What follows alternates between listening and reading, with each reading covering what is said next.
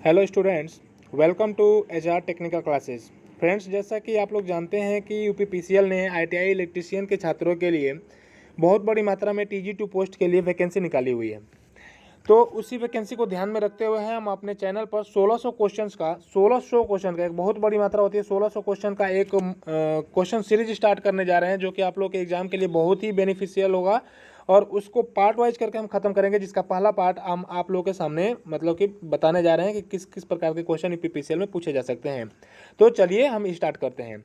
सबसे पहला क्वेश्चन है हमारा, ओम का नियम किस विद्युत धारा पर लागू होता है। तो ये ध्यान रखिएगा कि ओम का नियम एसी और डीसी दोनों पर लागू होता है। फ्रेंड्स, ये ध्यान रखिएगा कि जो क्वेश्चन याद करने वाले हैं उसको हम ज़्यादा डिस्कस नहीं करेंगे, उसको आपको याद कर लेना है, लेकिन जो क्वेश्चन में आपको थोड़े कंसेप्ट की जरूरत पड़ेगी उसको हम उदाहरण के साथ आपको समझाने का प्रयास करेंगे। ठीक है, अगला क्वेश्चन दिया हुआ है कि विशिष्ट प्रतिरोध का प्रतीक चिन्ह क्या होता है। तो विशिष्ट प्रतिरोध यानी कि स्पेसिफिक रेजिस्टेंस को हम रो से प्रदर्शित करते हैं, इसको रो बोलते हैं।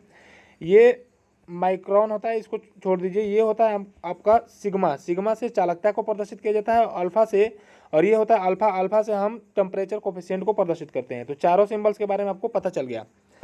अगला क्वेश्चन है, निम्न में से अच्छा चालक कौन है। ध्यान रखिए, according to option aluminium is the better than all option. इन सब की तुलना में एल्युमिनियम क्या है, सबसे अच्छा चालक है। लेकिन अगर ओवरऑल आपसे पूछा जाए कि सबसे अच्छा चालक कौन होता है विद्युत का, तो वो होता है आपका चांदी। ध्यान रखिएगा। अगला क्वेश्चन पूछ रहा है कि घरों, भवनों और कार्यशालाओं में वायरिंग की जाती है। तो कभी भी फ्रेंड ध्यान रखिएगा कि घरों में वायरिंग जो होती है वो पैरेलल में की जाती है, सीरीज में नहीं की जाती है, पैरेलल में की जाती है, ताकि वोल्टेज क्या रहे, समान रहे। ठीक है, अगला क्वेश्चन पूछ रहा है कि निम्न में से शक्ति ज्ञात करने का फार्मूला क्या है। तो शक्ति ज्ञात करने का जो फार्मूला होता है फ्रेंड्स, वो आपको यहाँ पर दिया हुआ है।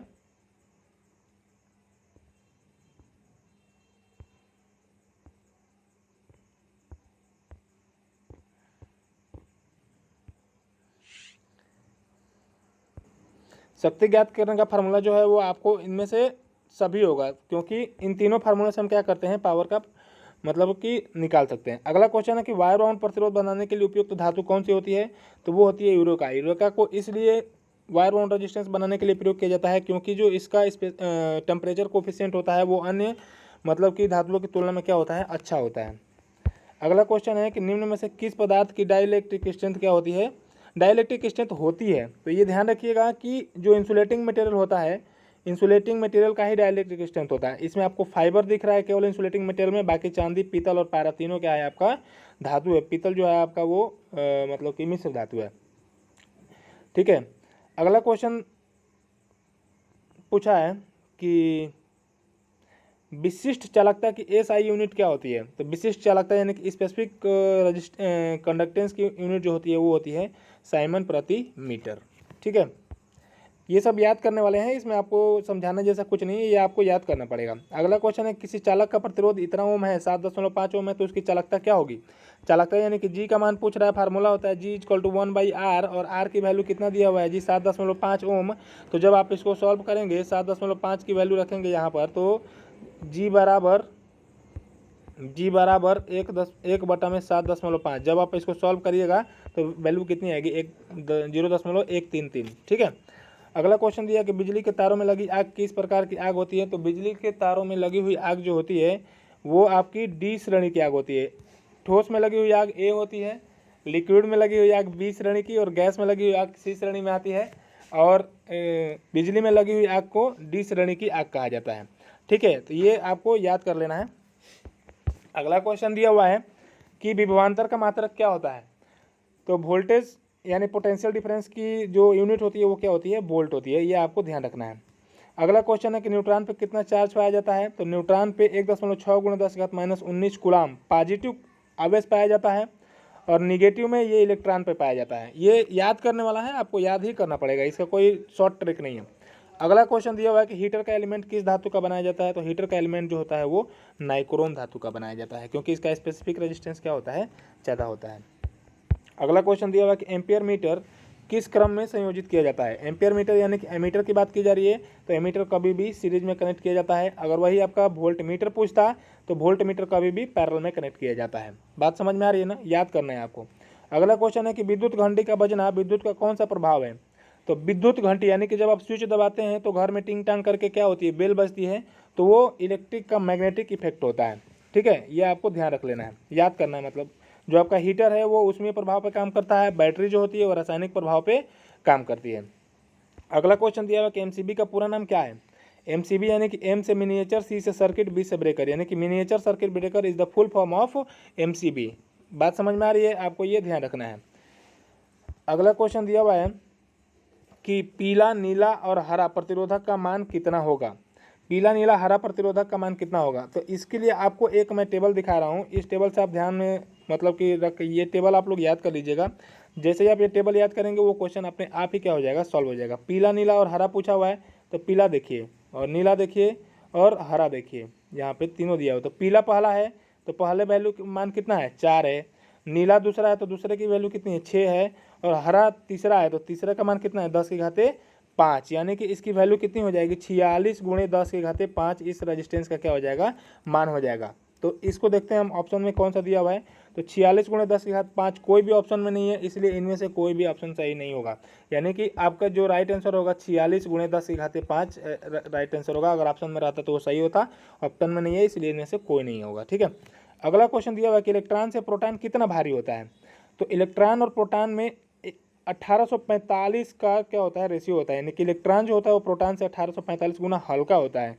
अगर यही पूछता है कि प्रोटॉन से इलेक्ट्रॉन कितना मतलब कि हल्का है, तो 1845 गुना क्या हो जाता, रेशियो सेम रहता, यहाँ पे कम और अधिक का क्या हो जाता, चेंज होता है। ध्यान इसमें ये रखना है कि इलेक्ट्रॉन हल्का होता है और प्रोटॉन क्या होता है, भारी होता है, बस। और कुछ आपको इसमें ध्यान नहीं रखना। रेशियो कितना होता है 1845, तो वो तो आप तो याद रख ही लेंगे। ठीक है, अगला क्वेश्चन दिया है कि चांदी का गलनांक बिंदु कितना होता है। सिंपल लैंग्वेज में याद कर लीजिए, 960 डिग्री सेंटीग्रेड। ठीक है, अगला क्वेश्चन दिया हुआ है कि किसी तार की लंबाई 2 गुना और क्रॉस सेक्शन एरिया कटाच क्षेत्रफल 2 गुना करने पर उसका प्रतिरोध कितना होगा। फार्मूला होता है R = rho into L by A.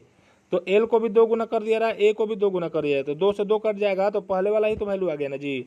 तो कोई भी प्रभाव क्या होगा, नहीं पड़ेगा। ठीक है, अगला क्वेश्चन पूछा हुआ है कि अभ्रक की डाइलेक्ट्रिक स्ट्रेंथ का रेंज कितना होता है। तो याद रख लीजिए इसको, 20 से 60 किलो वोल्ट प्रति एमएम होता है। अगला क्वेश्चन, वर्ग बी के अचालकों का अधिकतम सुरक्षित तापमान क्या है। अब यहाँ पे एक नया टॉपिक आ गया कि वर्ग बी। तो ये बात ध्यान रखिए कि अचालक यानी कि इंसुलेटरों को हम क्या करते हैं, 7 प्रकार के श्रेणियों में बांटते हैं। 7 क्लासेज होती हैं इंसुलेटिंग मटेरियल की, और वो क्लासेज होती हैं यहाँ पर आपको सामने दिया होगा। देखिए, वर्ग ए, वाई, ए, ई, बी, एफ, एच, सी, और उसके आगे वो उसका टेम्परेचर दिया हुआ है। हमें पूछा कितना है, बी क्लास का जो इंसुलेटिंग मटेरियल उसका टेम्परेचर कितना होता है, वो होता है 130 डिग्री। तो इस आपका जो ये दिया हुआ है ना सारणी, इस सारणी को याद कर लीजिए। अगर आपको इंसुलेटिंग मटेरियल से कहीं से भी क्वेश्चन आता है तो आप उसको डेफिनेटली सॉल्व कर लेंगे। तो आपका बी का कितना दिया हुआ है, 130 डिग्री सेंटीग्रेड, यानी कि जो आपका ऑप्शन होगा 130 डिग्री सेंटीग्रेड, ये आपको क्या हो जाएगा, सही हो जाएगा। ठीक है, अगला क्वेश्चन दिया हुआ है कि स्विच सॉकेट इत्यादि किस पदार्थ से बने होते हैं। तो स्विच सॉकेट आपके घर में जो लगे हुए हैं सफ़ेद कलर के आपको जनरली दिखाई देते हैं, वो आपको बैकेलाइट से बने हुए होते हैं। आपको ये याद कर लेना है। अगला क्वेश्चन दिया हुआ कि विद्युत युक्ति को 3 या अधिक स्थानों से नियंत्रित करने के लिए कौन सा स्विच प्रयोग किया जाता है। यहाँ पर हम आपको एक स्लाइड दिखाते हैं। ये देखिए, यहाँ पर एक बल्ब जल रहा है, ये बल्ब है, इसको यहाँ से भी और यहाँ से भी, तीनों स्थानों से क्या कर सकते हैं, हम कंट्रोल कर सकते हैं। यानी कहने का मतलब यह है कि अगर 3 स्थान से कंट्रोल करना है तो हमको इंटरमीडिएट स्विच का क्या करना पड़ेगा, प्रयोग करना पड़ेगा, एलोंग विथ 2 वे स्विच। ठीक है, वहीं यहाँ पे देख लीजिए, आपका 2 वे स्विच 2 जगह से अगर कंट्रोल करना है इस बल्ब को, यहाँ से भी और यहाँ से भी, तो हम किसका प्रयोग करेंगे, 2 वे स्विच का। समझ में आ रहा है, 2 स्थानों से प्रयोग करने के लिए 2 वे स्विच का, 3 स्थानों से कंट्रोल करने के लिए इंटरमीडिएट स्विच का क्या किया जाएगा, प्रयोग किया जाएगा। ठीक है, तो ये आपका ऑप्शन हो जाएगा इंटरमीडिएट स्विच, 3 स्थानों से दिया है। अगला क्वेश्चन दिया, किटकैट फ्यूज का एम्पियर रेंज कितना होता है। तो किटकैट फ्यूज की एम्पियर रेंज होती है 5 एम्पियर से 3000 एम्पियर तक। आपको पता है कि फ्यूज की कई कैटेगरी होती है, HRC फ्यूज होता है, कैटरेज फ्यूज होता है, उसी प्रकार से किटकैट फ्यूज होता है। तो इसकी एम्पियर रेंज कितनी होती है, 5 एम्पियर से 3000 एम्पियर तक होती है। ठीक है, तो ये आपका 25 क्वेश्चनों का क्या हो गया, सीरीज कंप्लीट हो गया। ये हमारा पहला सीरीज था फ्रेंड्स। अगर आपने UPPCL TG2 के लिए जो पढ़ने के लिए किस प्रकार से टाइम टेबल फॉलो किया जाए, कौन सी स्ट्रेटेजी प्रयोग की जाए ताकि यूपीपीसीएल में 100% सिलेक्शन हो जाए, तो इस वीडियो के डिस्क्रिप्शन के लिंक में हमने वो दिया हुआ है कि टाइम टेबल किस प्रकार से आप फॉलो कर सकते हैं। तो वहाँ पे जा करके आप पहले उस वीडियो को देखिए और उसके बाद से अपना पढ़ाई का कीजिए, स्टार्ट कीजिए। हम आपके साथ हैं। किसी भी प्रकार से आपको अगर हेल्प की ज़रूरत पड़ती है तो आप कमेंट सेक्शन में बताइए, हम उस टॉपिक पर वीडियो सेपरेटली बनाएंगे। और भी अगर कोई आपको ज़रूरत पड़ती है, जिन लड़कों के पास मेरा व्हाट्सअप नंबर है, सीधे आप वहाँ पे कनेक्ट करके आप मेरे से किसी प्रकार की भी हेल्प ले सकते हैं। चलिए तो फिर ठीक है, all the best for your future and पढ़ाई करते रहिए। जय हिंद।